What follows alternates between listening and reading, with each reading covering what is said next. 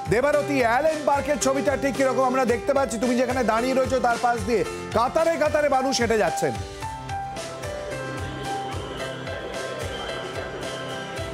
দেখো, আমার পিছনে যে মানুষজনদের দেখতে পাচ্ছ তারা কিন্তু পার্ক স্ট্রিট থেকেই আসছে। অনতি দূরেই পার্ক স্ট্রিট থেকে এই যারা আসছেন তারা হেঁটে গিয়ে ক্যামাক স্ট্রিটের দিকে চলে যাবেন, এরকমভাবেই পুলিশি অ্যারেঞ্জমেন্ট করা হয়েছে। বিগত 3 থেকে 4 বছর আগে অ্যালেন পার্কে এই 25 তারিখের দিনে একটি দুর্ঘটনা ঘটার পর অ্যালেন পার্ক 24 তারিখ, 25 তারিখ এবং 31 তারিখ বন্ধ থাকে। সেই নোটিশ ঝুলিয়েও দেওয়া হয়েছে অ্যালেন পার্কের গায়ে।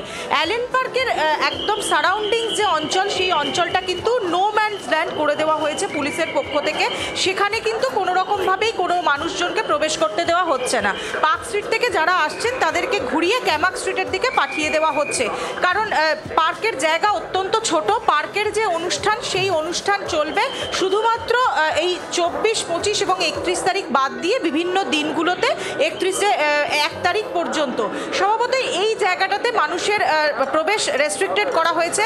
পুলিশের সঙ্গে আমরা কথা বলেছিলাম। গোটা পার্ক স্ট্রিটের যে নিরাপত্তা ব্যবস্থা, সেই নিরাপত্তা ব্যবস্থার জন্য প্রায় 1200 পুলিশ এখানে নিযুক্ত রয়েছেন। সেখানে ডিসি, এসি পদমর্যাদার বেশ কয়েকজন অফিসার্স তারা প্রতি মুহূর্তে একদম পার্ক স্ট্রিটের এ প্রান্ত থেকে ও প্রান্ত তারা টহল দিচ্ছেন। তারা নিজেরা পুরো বিষয়টা খতিয়ে দেখছেন যাতে কোনোভাবেই নিরাপত্তা বিঘ্নিত না হয়। গতকাল রাতেও বেশ কয়েকজনকে গ্রেফতার করা হয়েছে বিভিন্ন অভিযোগের ক্ষেত্রে। বিভিন্ন অভিযোগ হয়েছে, সেই অভিযোগের ভিত্তিতে বেশ কয়েকজনকে গ্রেফতার করা হয়েছে। পুলিশের পক্ষ থেকে এমনটাই জানানো হয়েছে এবং নিরাপত্তা ব্যবস্থা অত্যন্ত কড়াকড়ি রয়েছে।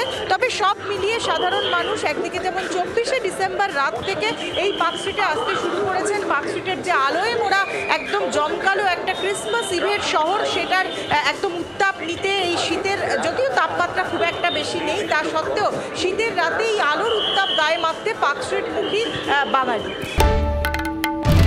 বাংলার আওয়াজ, বাঙালির আবেগ, জি 24 ঘন্টা।